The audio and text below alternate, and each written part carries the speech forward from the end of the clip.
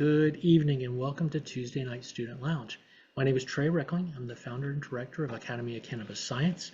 And Tuesday nights are when we come together to talk about the industry, to welcome special guests. And tonight we certainly have one. We are so happy to welcome Claire Kaufmann.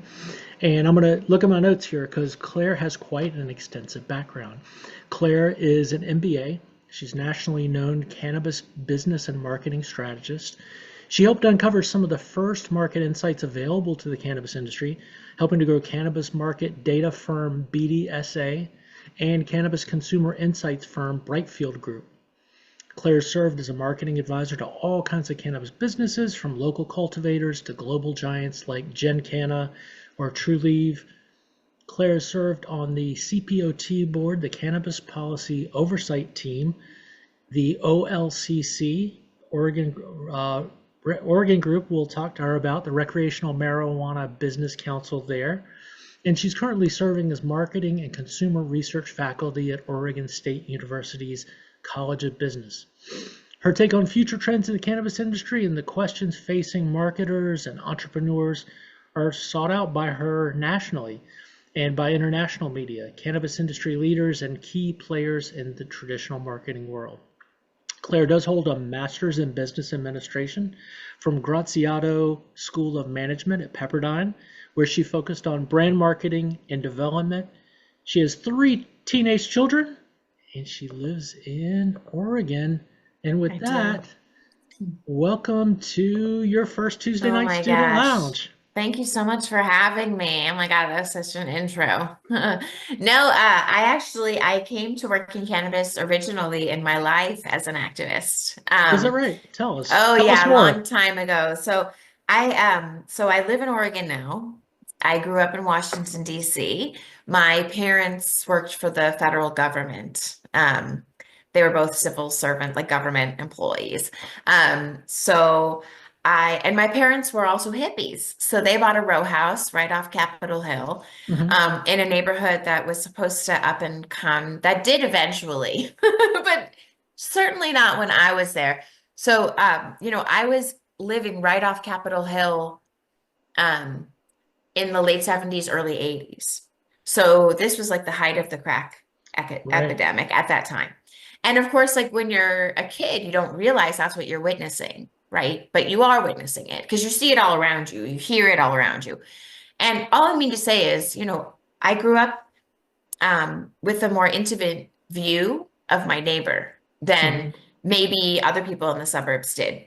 So, when I was a little older, my parents did move. We moved to the suburbs and I grew up out there. But growing up, our synagogue, they always shared with the African American Baptist church. So I have vivid memories of being a kid where I would be practicing for my bat mitzvah, but hear choirs in the background. It was kind of like it was a really different kind of experience. And when I zoom out to how it brought me into cannabis, I remember when I started to hear about it as an industry. To me, as a person, it's like so many issues feel unsolvable, right? You're like world hunger. Okay, I'll donate something. Like I'll try, like global warming. Okay, I'll recycle. But they're so big. You're like, what do I do? Like how do I fix it? And I think, because of my connection to the issue and when I saw this percolate in the sort of central consciousness, I was like, this is a solvable problem. Like there are people that don't look like me and you and other people that are incarcerated for something that everybody's doing and is already happening. Right. And, and there's really, when we're talking about what's generally about public health, the public good, it's generally best if something's already happening to regulate it versus push it into a black market where no one really knows what's going on. That, in terms of consumer safety. So that's how I actually came to work in cannabis, is as an activist. And then I started years ago at Kettle Foods. So I worked in brand management at Kettle Foods, and then I was at Travel Portland for a while as a marketing director there. And then I was at Groundworks. And here in Oregon, I worked at Hi-Fi Farms, a bunch of different other, like everything from light dep and outdoor cultivation, and Hmm. and then to retail, right? Um, but how I came to work in cannabis is I was one of the first women to pitch an RFQ event a really long time ago. Hmm. And in that room, Steve D'Angelo, who still runs, I don't know if he's still, it was Harborside Health Center at the time. Right. Anyway, so he hired me to study his sales because that's what I always did. He's like, hey, tell me what there is to know about all of these sales. And this is before, this is when I was like, why are there 25,000 flower SKUs? Like all kinds of things that nobody had ever studied before. He's like, just tell me what I need to know. So I had three little kids at the time, and I just nerded out on his data. And I was like, okay, here's how people are buying things. And I sent it to him and he loved it. And so I started really wanting to be of service to consumers and patients, just helping the marketing space become more educated overall. And that's why I ended up working for BDSA. And so we helped to build a lot of data where we could tell the story of what's actually being sold in these dispensaries, um, and then eventually in consumer insights, which is the other piece of the coin. So, and it's been such a gift, by the way, to get the chance to be teaching faculty at Oregon State, because I think it has enabled me the opportunity to take a lot of the things I knew in my experience in marketing, but put them with the rigor and the structure of what it takes to learn, in an academic setting. So that's where I came from. Well, and you're teaching at a very high level, so I'd like to take a step back Oh, and just definitely. ask you very elementary question. What is marketing and why is marketing in the cannabis space or how is it unique? Oh gosh. So marketing, if you were to like to schmoogle it and you were like, hey, Google, what is marketing? They'd probably give you this really canned definition that comes from the American Marketing Association, which goes on and on and on. But what it ultimately says is that marketing is about delivering value for the firm, right?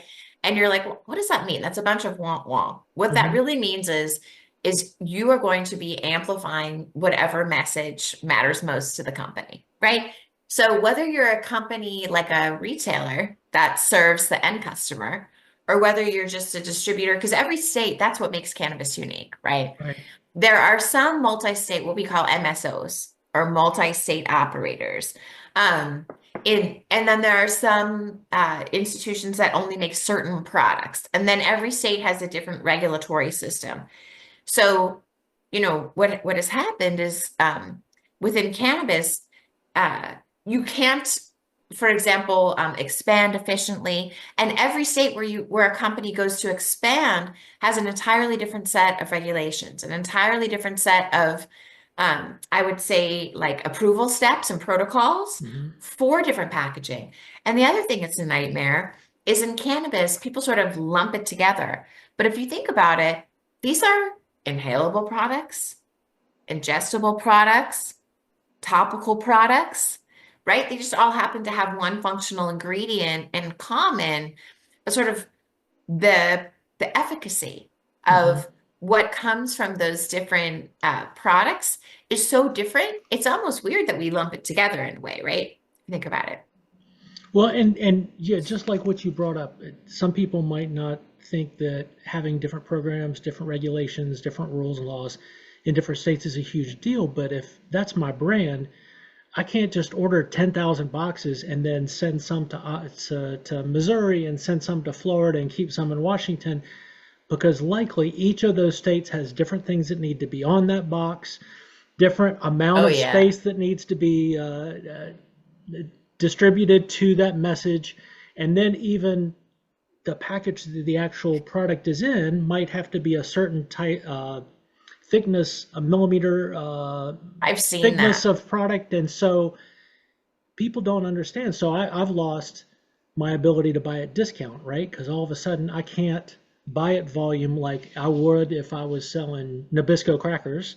Oh, all the But time. That's each right. one has to be very specific. And then even when you get that dialed in, I imagine something changes, right? That's what I was going to say. The biggest problem is that you see people trying to compensate for this. They'll be like, "Oh, I'm going to order a bunch of packaging and I'll just jerry rig it with stickers or like Mhm. whatever. But what I've seen happen so often is people place an order thing for packaging, and then there's a shift at the legislative level. And now all of a sudden, no, no, you cannot use a sticker. No, no, it has to be printed this way. No, no. And whether it's Washington or whether it's Missouri or whether it's Massachusetts, doesn't matter. But yeah, exactly. So it changes. So you don't win if you're holding a bunch of inventory either. Right, Um, so I think the key in cannabis, at least when it comes to that kind of stuff, is you do have to work in like a just-in-time framework. right. You have to find a way to be nimble. And the good news is a lot of smaller companies are really nimble, and that's one of the benefits of a small company, right? Right. But it makes it, like you said, really hard to scale. And Oh scale is yeah. where the profit is for companies. So that's a mistake. You've already mentioned that trying to get ahead, trying to beat the system by buying a bunch of product or packaging Oh could yeah. backfire on you. What are some other mistakes? I imagine you've seen quite a few working with Oh so my many God. companies. So are there You have some no, that come to mind? yeah, oh yeah. I have seen so much money. I've probably seen more money wasted than anyone else you're ever going to meet in the Hmm. cannabis industry. I've sat in so many boardrooms as like a fly on the wall. Right. The number one mistake I always see is overexpansion. Like Hmm. 1,000%. I mean, it doesn't matter whether it's operational expansion. So they're like, we got to have all these grow tents, and like they don't even know what the customer wants yet. And they're like already scaling it. And or they want to launch like 10 edible SKUs when they could have launched three. So I see a lot of mistakes. And there's a really famous article that comes out of Harvard Business School by Theodore Levitt, and it is called Marketing Myopia. And the article speaks specifically about how companies need to remember that they are in the customer service business, not in the product producing business. Hmm. So I think one of the differences that I always try and talk to my students about straight away is, what is the core difference between a customer and a consumer? Like a lot of people don't know that. A lot of people Hmm. don't know that. Well, And tell me how you define the difference, if you don't mind. well, so when we're looking at what we would call, so when we're looking at what defines marketing and brand value, there's usually what we call like scanner data, Hmm. right? You know how when you buy a pair of shoes at the store and they like boop and it goes boop, you Right. know, and that goes into the ether and that tells Adidas that they sold that pair of shoes. That's scanner data, right? But that data didn't tell you anything about what took you into the store. It didn't tell you anything about why you picked it. It didn't tell you what you wish you could have had that wasn't there. Right. So, what's equally important when you're doing marketing is understanding not just dollars and cents, but hearts and minds, right? Because sentiment is equally important. So, when I'm talking about marketing, I'm talking about both of those things because managing both is really, really important. And, a lot of times when we're looking at a purchase funnel, right? So, a purchase funnel is like, how does someone get from point A to point B in terms of a purchase? Typically, we start with what's called awareness, right? So, what brands of jeans do you know of, right? Let's say I give you a page of a bunch of jeans and you're like, oh, yeah, I've heard of Diesel. Oh, yeah, I've heard of Wrangler. Boop, heard of Levi's. Boop, heard of you, heard of you, heard of you. That's awareness, right? But that doesn't mean that you've ever even purchased those. So, the next down from awareness is what we call consideration, right? That means which of those products that you know about would you actually ever think about buying? And that's where we start to think about who's our target and all these like bigger questions, right? And then there's the act of purchase, which is that scanner data. Hmm. And then there's that loyal at the bottom, which means am I going to come back and do it all over again? Right. And so a customer is someone that has purchased something, but a consumer is someone that hasn't purchased something yet, but that can or could in the future. Does that Excellent. make sense? It does. Yeah. Thanks. In a proper professor way, you made that Was that very too long? no, you made it very Okay. plain language and easy to follow. Let me ask you this. You Yeah. talked about being in a lot of boardrooms. Oh God. I know that not just business, but particularly cannabis industry, some decisions can be very ego driven, right? We have a Oh lot yeah. of big egos in the room and people who think they Oh know best. yeah. Um, could you talk about how you've seen that play out? Because as the marketing expert in the room, I would imagine some things get thrown around as if they're fact or as if people know this to be true, and they might not be at all. It might just be a hunch or some inclination. Have you seen that play out in ways that when they don't listen to the expert, they get burned? Right. So those are two different questions. So one is what we call an N of one issue. So when people say what are some of the biggest mistakes, the thing I always say is the N of one. And N of one is, well, I think that's a great idea, so we should do that. What Right, that means is, um, you know, what people don't realize is most people aren't like you. They're not like you. You think they are because you exist in this little bubble and you go to your little store and you like we all exist in our own little frameworks, right? right. But the truth is that most people don't exist in the same framework that we do. And that's hard to remember Hmm. sometimes. So you might be like, so for example, I always say I was working at this cannabis company at the time, and oh my God, it was actually this time of year. Okay. So they walk in, and the CEO is like, hey, my wife really likes caramels. So I really want to make cannabis caramels and I really want to bring them to market. Right. So I said, oh, I like that, maybe, but like people don't buy caramels, but also it's spring. Like when do you not launch caramels? Like in the summer, right? That would be my Hmm. gut instinct because they melt. Okay. Oh, Okay. okay. And then yeah, sorry. And so anyways, suffice it to say that he was like, well, my wife really likes them, so I want you to launch them. And I was like, okay.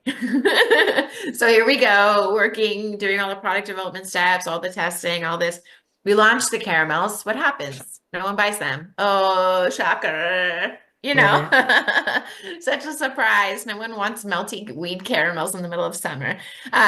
So I think, it really comes down to that like myopic view. Right. But the other thing you brought up is more of an ethical conflict. So that intersection is more delicate for everybody Hmm. and is an individual intersection. But I have to say, when I started in this industry 10 years ago, I grew up with like hippie parents and I was like a total judger of people that work for tobacco companies or different things like that. I was like, forget it. They're the worst. I mean, that's Right. how I was raised. But over the course of my career, I have had the opportunity to get to know some of these people. And it was a gift to realize that they're actually just people. And also, it was a gift to realize that nobody's money is clean. In this industry, I'm sorry, but it's true.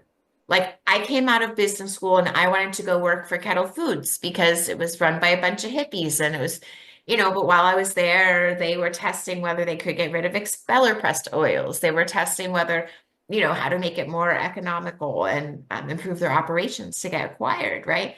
So I think it gets messy, right? So, you know, you always want to make sure that you for me, the line in the sand is I always keep the welfare and the health of my customers in mind.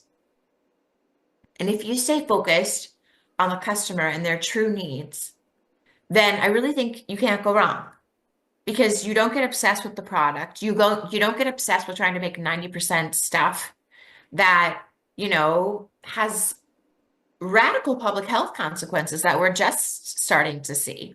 Right. Um, And that's a whole nother issue. But yeah, I think there is sort of, you're right to hit on the tension Hmm. and the elephant in the room when it comes to like the growth of the industry and the morality that sort of ensues. We've seen that in alcohol and tobacco in the past. For sure. And in the case of alcohol and tobacco, well, especially alcohol, where they knowingly market to people who have substance use disorder, right? Who have um, impulse control issues when it comes to their product because they know a significant part of their product is bought by that category of people. Oh, yes, they And do. And the same thing was said or is said about our industry by a group who I have no love for, and that's Smart Approaches to Marijuana, Yep. a group out of Florida that's old school Nancy Reagan prohibitionist type, right?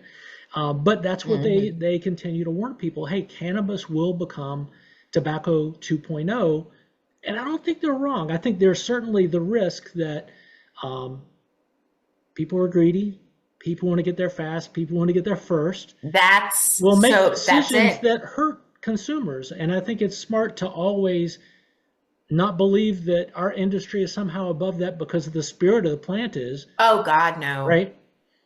But the people are. No, it attracts rebels. I So, mean, yeah, so let me for ask you, better or worse, you know, yeah, it does. have you, without naming names or Yeah. brands, have you been asked to compromise your principles as a marketing professional or to massage the message in a way that hides some bitter truths? Definitely. I think I've also had the unfortunate experience of revealing unfortunate truths to important companies. Hmm. Um, one of my old clients was a very large alcohol company, and they hired us to find out basically how many Gen Z and millennial consumers were switching from alcohol to cannabis and or other product, what we call in marketing product adjacencies, Right. like or what we would might call vice swapping, right? Sort of like what are they going to? What's happening? Because the people at this very large alcohol company see the writing on the wall that consumption of alcohol is going down, and they don't want to lose those people. Right. So, number one, how much do they stand to lose? Number two, how do they come up with products to meet those core needs and then also expand? So, one thing you'll see is there's a move. I don't know if you saw Seth Rogen's company. Yeah. Um, what's the name of his It's company? not at home. Houseplant. Houseplant. Okay. I'm always like, it's always I always have to go like this. I'm like, it's two words, I know. But he came out with the Delta 9 beverages Hmm. that are now available in like Safeways, like all over the place. Hmm. Um, and you know, this is just zooming out and probably tangential, but to me, I think when I look at the federal level and I look at all of us, right, trying to create businesses, trying to be successful, trying to operate. Um, I do think that the at the federal level, there needs to be a little bit more communication um, about the public health and public safety issues, because if we did have some sort of central oversight, not only would it allow companies to be more operationally efficient, but it would also at least protect and create some guidelines Right. for what this even means. Because, these THC sodas, they're like 3 milligrams of Delta 9 THC per beverage. And like, no big deal until someone drinks it that didn't know what it was, Right. a grandma or something like that. Like, Yeah. of course, like they're cute, they're pink, like whose grandma wouldn't be like, oops, Yeah. and I've been now at, they're yeah. driving. Totally. So I think about I think what your colleague said about it being tobacco 2.0, I think the litigation, they're right, but I do think they aren't right in that the consumer base is the same, because it's not the same at all. Right. And Yeah. like you mentioned, the vice switching. We hear all the time about, hey, when legal cannabis came into this market, there was this drop in prescription drug usage, there Oh was this yeah. drop in alcohol, and we see both. Maybe not parity, but there's a reduction in both behaviors. That's right. And anybody who doesn't believe that they're going to go quietly without a fight is sadly mistaken. They're either going to be like Constellation Brands and say, "Hey, we're going to put a lot of money in this," although I think their luck is not exactly what they wanted it to be, and we're going to get into the CBD beverage thing That's to kind right. of get in, begin the process, or they're going to fight back and they're going to give money to politicians who want to shut us all down, right, or make it difficult to do our work. And so we got to pay attention because those are the real big players in the room who have been around a long time, have a lot of Oh yeah. influence, and may not care anything about this thing we call the spirit of the plant, or have a history and understanding of this plant as a sacred medicine, as a communal instrument, Oh yeah, as no. a peaceful No. tool, but just see it as something to make money They off of, see right? a cat. I would say that they don't have that evil eye about it, but they do see it as just another category. Yeah. Like they do. I mean, and there's a really famous business book called Seeing Around Corners, and it's by a woman named Rita McGrath. And she talks about inflection points. And inflection points are the science behind how does a business know when to continue on its course, and when does the business or an individual or whatever know when to pivot, right? Like how do you evaluate those things? And an inflection point she defines is something that changes your business that you weren't expecting by 10x. So 10 times faster, 10 times bigger, 10 times smaller, 10 times stronger, 10 times fast, like, whatever Right. that 10x is. And those kinds of inflection points, what's weird is, they happen so slowly, but then they happen all at once. Hmm. I don't know if that makes any sense. So you can, as a business person, when you start to see anomalies like that, I think right now we'll see a ton of this movement with AI potentially. I think you're right. There's a lot of players in the market right now that don't necessarily have the intentionality that it deserves. Hmm. Um, and I do also think that that's because it hasn't been regulated the way it needs to be. It has been basically set free to capitalize, and not just that, but like create these weird capitalized aliens in every state that look like different and operate differently and, serve the customer differently and report differently. And, it's crazy, right? It really is in a Yeah. weird way. Well, and that's the other thing, right? If I'm a traveling patient, for one, I need to have some consistency of experience. And I know that's one of the big things Exactly. pharma points to is say, hey, you cannot guarantee me Well, a consistent experience. that, And the yeah, and that's not argument is we're true. herbal medicine and it's different for everybody. But there is a way to lock in a formula. So at least I know if I There take you your go. product twice, I should have a similar experience depending on what I bring to the table, right? That's right. No, this is actually a really, really important point.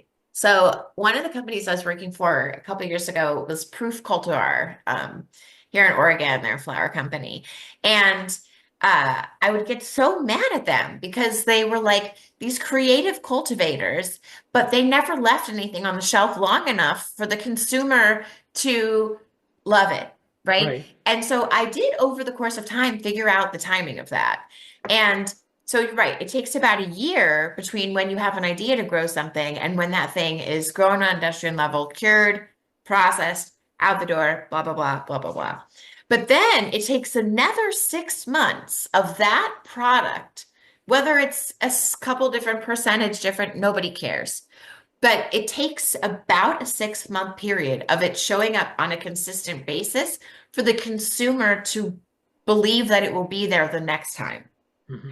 And then once you earn that, now you've earned a customer for life, right? Because some people really need a really specific experience. And I think an answer to pharma should be like, well, we can't deliver that. Is it going to be scientifically precisely the same? No, but is it going to be trusted and reliable? Yes. Hmm. Those are radically different things, to me. Hmm. And so, in order to generate trust in the space, that consistency, but you'll see people get so excited about like, oh, we can, grow this, or we have extra like clones of this. And Right. I'd be like, no, because then all this loyalty you won over. Now I have to re-win it over, right? Like, and then so if someone else comes in with that cultivar, then now I have to win them back. Does that make sense? So Oh, people absolutely. need to be a little more patient, I think. And that's also assuming that what's in the package is what you say it is too, Well, right? right. That's a whole Because nother show. yeah, and I'll save that. But I do want to. Brittany had her hand up a minute ago, and Brittany, I want to make sure you had a chance to ask a question or make a comment.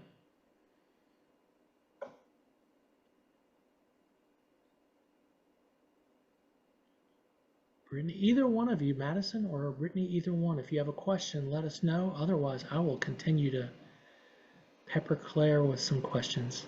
Yeah, we're having a great conversation. I actually was jotting down what you were saying, so if you wanted to keep going with Okay. that, Oh, Okay. okay. please. So, yeah. How about the challenge? To me, one of the challenges of marketing is the kind of challenge of everything, right? It's once maybe it's not different than selling a pair of shoes, right? Maybe I'm being ego driven into thinking cannabis is very specific, but to me, when you're asking a consumer to understand THC levels, what several cannabinoids are, what are terpenes, what is the blend, what is the ratio, Yeah. how do you as a marketing professional deal with a low to no information brand new user and those old school heads who already believe they know everything, but you're trying to sell the same product to both ends of the spectrum? How do you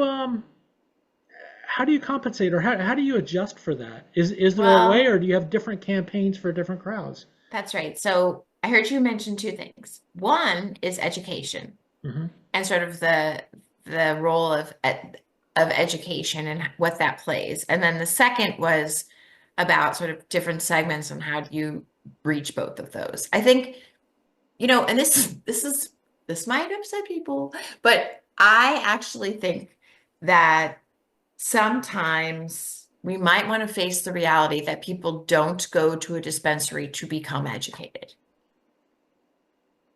Right. We want them to at that Mhm. moment because we're like so excited about it, right? But remember that funnel. Like they're not there. They don't need you to give them more reasons. They're there to buy the thing, right? Right.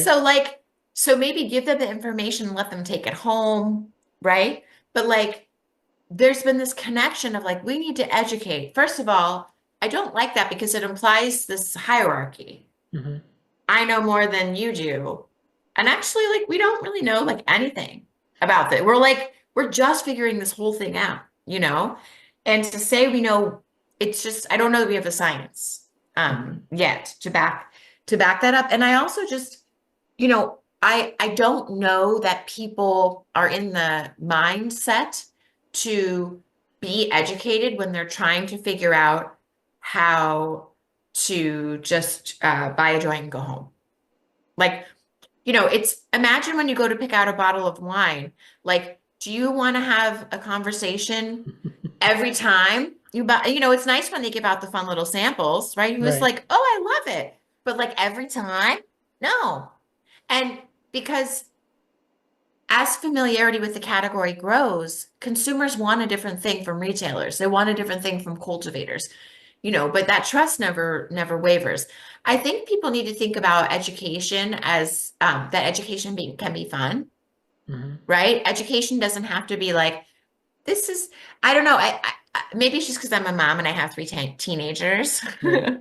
but like, I just, most people don't like to listen to other people's advice about pretty much anything. Mm-hmm. Is that wrong? I don't know if that's not true, but No, I hear but you. it seems like, most people overall have to figure out things for themselves.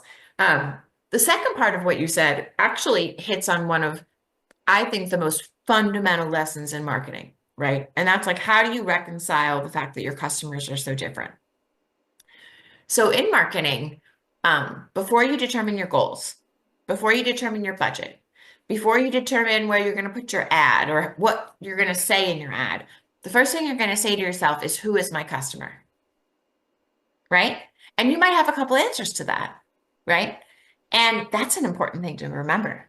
And one of the things I helped a customer with that was a retailer is I asked, like, tell me about the different customers that come in. Well, we have these customers that are over, and I have no idea if this is still true, but this was a while ago.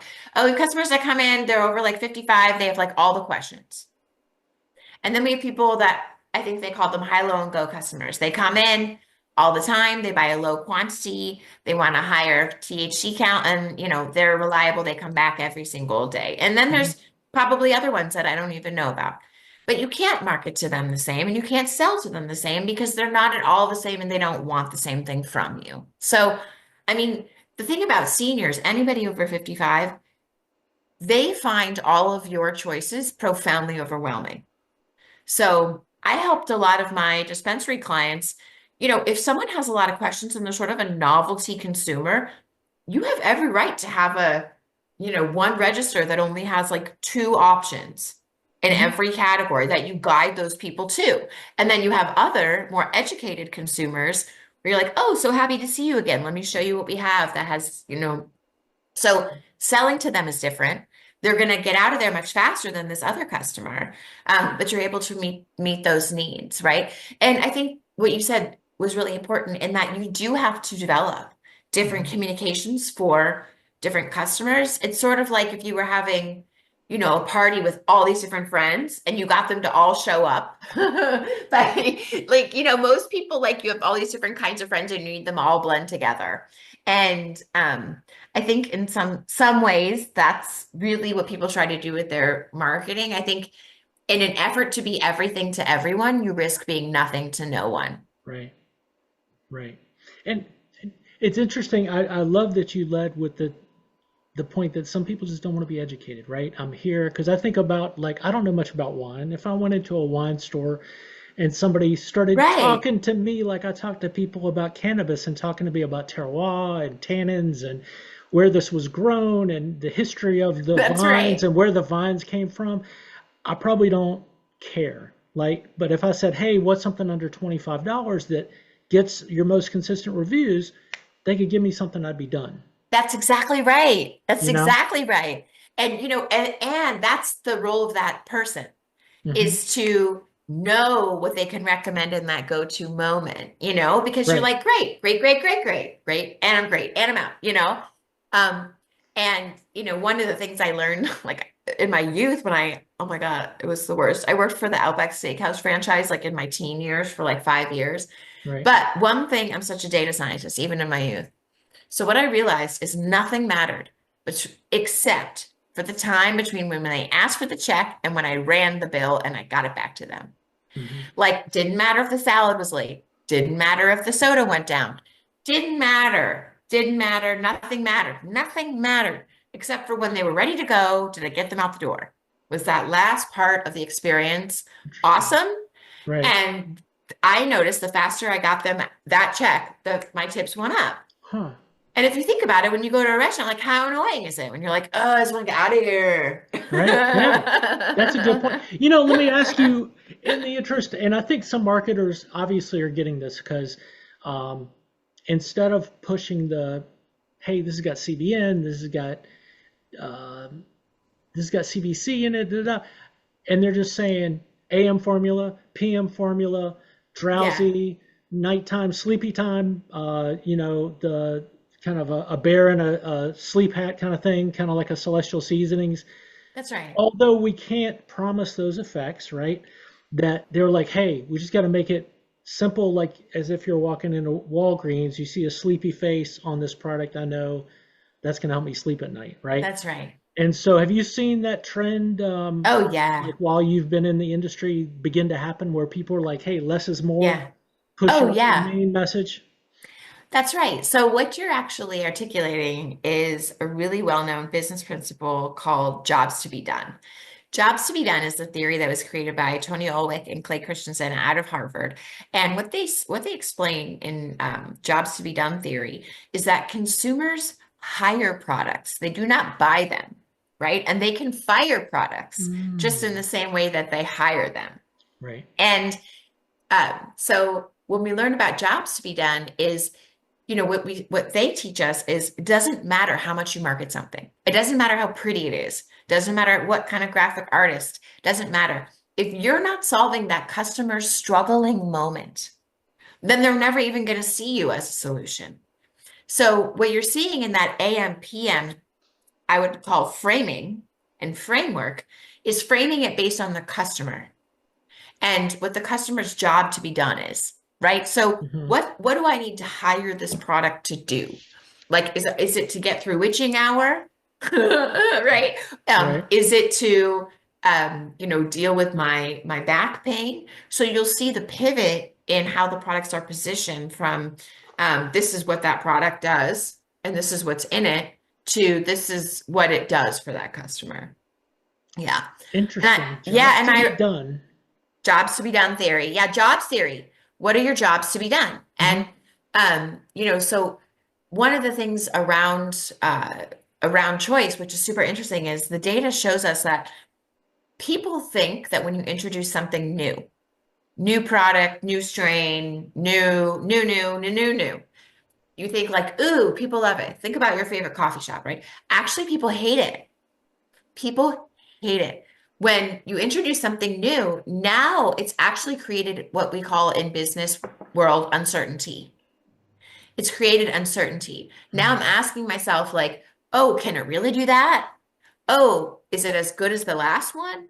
And now I've like all these questions that I never had before are entering my mind about this product that were never there before, right? And so if my struggling moment isn't there, um, I have no reason to see it, and I certainly have no reason to try something new because people are creatures of habit. For sure. Yeah, I think about when I'm in McDonald's and I'm not caring about my diet. And I'm in McDonald's and I'm standing behind somebody and they're looking at the menu like, I'm like, it hasn't changed in 20 In years. 20 The years, prices have changed. There's a new flavor of a shake or the it's McRib is the back, same. but it's Just the order same it. thing, right? Oh my God. And I think some bud tenders, and I think Madison would probably do this or has talked about when a customer comes in, you ask, hey, what's your intended use? What you gonna Yes, do? I love And that that's right. gets you to the job to To be the done, job to right? be Hey, done. I'm going to a concert, or I like to wake and bake in the morning on a Saturday, but I Right. still got shit to do, I you still got know? stuff to do. And I have, typically, so because cannabis is a pain killer, Mhm. you're gonna see senior citizens tell you that they're taking it more for arthritis or for physical ailments. And you'll see younger consumers saying that they take it for mental health, mostly because those are the things that cause them pain at that given time in their Mhm. life period. But yeah, I mean, I completely agree. If you can try to sell based on what the consumer's core need is, versus what the person stamps on the outside of the package. Because they're just trying, I mean, God bless them, God bless cannabis producers. They're just trying to get their product to market and comply with all the laws and maybe make a profit and hopefully pay their, everyone's like trying. I've never Yeah, seen a group of people who have worked so hard to comply with the law than cannabis people. Well, to be honest, the true. hoops they And jump through, some it's crazy. absolutely, and some of those people who come from illicit market days are not used to following any laws. Like they got to do what they got to do, and depend on good word of mouth, right? That's So right. That's that right. there's compliance at all is kind of amazing. Um, let me ask, any questions from those of you in the room? I want to Has make this been sure it's helpful at all so far? been I helpful try for to just me. like bring up like fundamental Hmm. learnings. I think understanding a purchase funnel is really important. Understanding, because as a marketer, one of the things that we want to study is like we want to solve the problem at hand, Hmm. right? And if you can put pieces of data together that help you understand how am I doing at the register Hmm. and how am I doing in hearts and minds? Um, you have to really track both. And you'll see sometimes companies will lose track of the brand itself because Right. they're like, oh, we got to sell this stuff. Hmm. And then they go back to it. Um, and it's not the same anymore, right? So it does require like proactive management. And if you have one retail shop or a couple of retail shops, I mean, it's so easy to ask, you know. Um, and actually, the same woman, Rita McGrath, who's around corners, she also says that one of the first indicators of a business that is likely to start to fail is when the people that work at that company stop engaging and having faith in that product itself. Like, like for example, if I work at Starbucks, but I don't drink Starbucks coffee, Hmm. or I work at Ben and Jerry's, but I won't eat their ice cream, whatever it Right. is. Like, um, if you start to see that, that is oftentimes like a canary in a coal mine of Interesting. uh, if what will happen with consumers down the road. So you'd be surprised how few people actually never talk to their customers. I mean, Yeah, really, wild. Yeah, which yeah, which is like the whole reason we're doing all this. right. Let me ask you, and Yeah. so that's a huge disconnect. How about the disconnect between somebody like you and somebody selling the product? Because I imagine Oh, yeah, you can have it dialed in. You can be working with data and have all the totally. best formulas. But if your salespeople or your people representing the brand to your customer Oh, yeah. aren't on the same marketing message, then I imagine that's really messy and a Oh recipe my God, for it's a disaster. nightmare. Yeah, so one of the most fundamental lessons about marketing is you actually have two customers, right? So most of the time when you're selling a product, you have an end customer and you have a wholesale customer. And actually, when you go to sell a product, you have to sell it twice, right? So Right. you sell it that first time, that perceived value, and you have to sell it again because they go home and they smoke it, and does it still deliver, right? So when we're looking at sort of the value of I'm trying to figure out how to best phrase this. I would say, honestly, in order to be the most serving of consumers, I think it's best to ensure that um, they're able to see like the results of what their like it's ideal if when you start to ask your customers, if you can ask the same customers over time, they can actually serve as like a really good benchmark for your business over time to find out sort of like, um, especially I think people underestimate the importance of the bud tender. I think it's one of the most undervalued roles like in the store. Um, and I saw this funny enough when I was working with Charlotte's Web like a couple years ago. We did a project for them and they wanted us to research. You know how when you go to the natural food stores and there's those people that are in the aisle? This is the closest research I've done to that. So we're trying to ask them like, hey, like, what do you know about CBD? Right. Right. And I was like, do you know the difference between full spectrum and other kind like other products? And they're like, oh yeah, full spectrum works on your full body, right? Um, right. And these are people that are selling it to people. Mhm. And so that relationship with that bud tender is honestly a craft in and of itself. Mhm.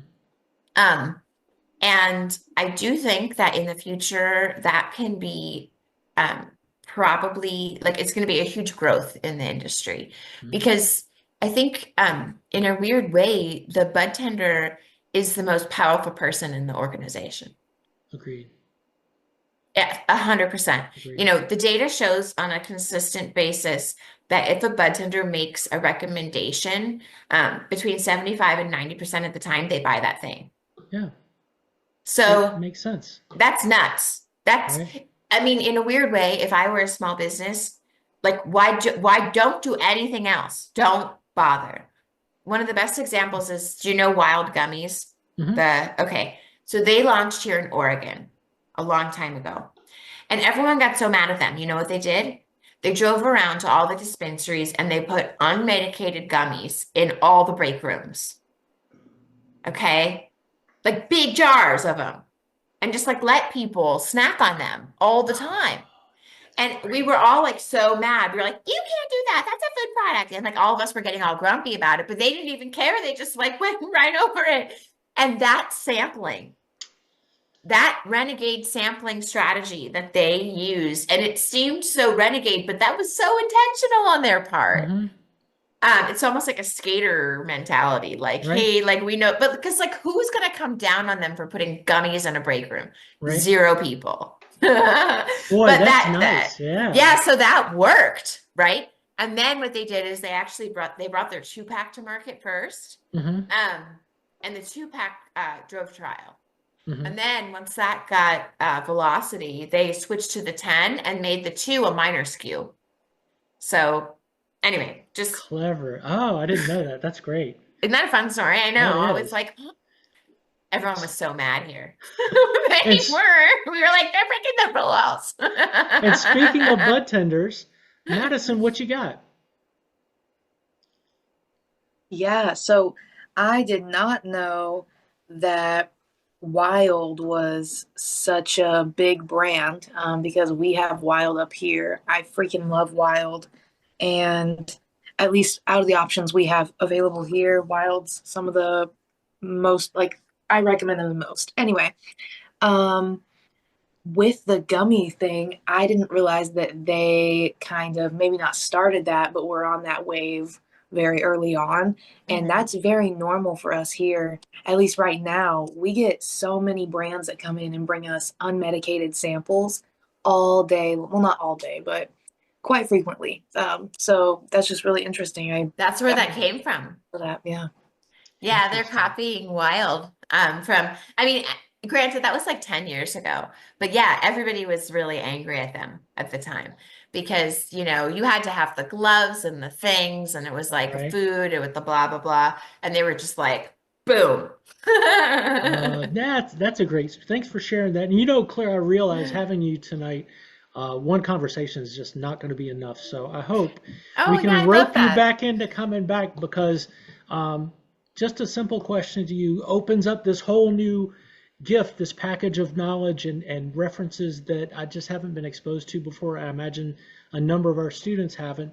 So as people get exposed to this online, I imagine we're going to hear about it more. I And hope so. It if was a I don't request pleasure. you to come back, they will. So I'll go ahead and anticipate that.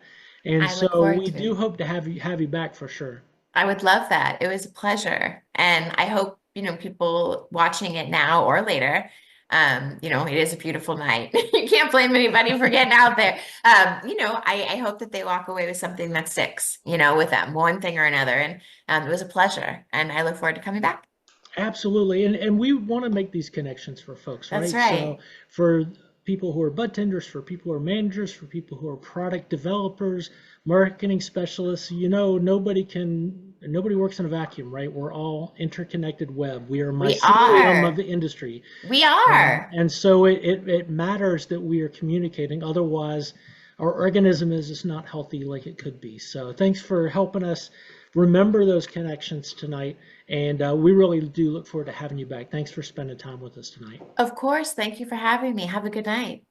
See you all. Thank Have a you. See good you evening. all. Bye.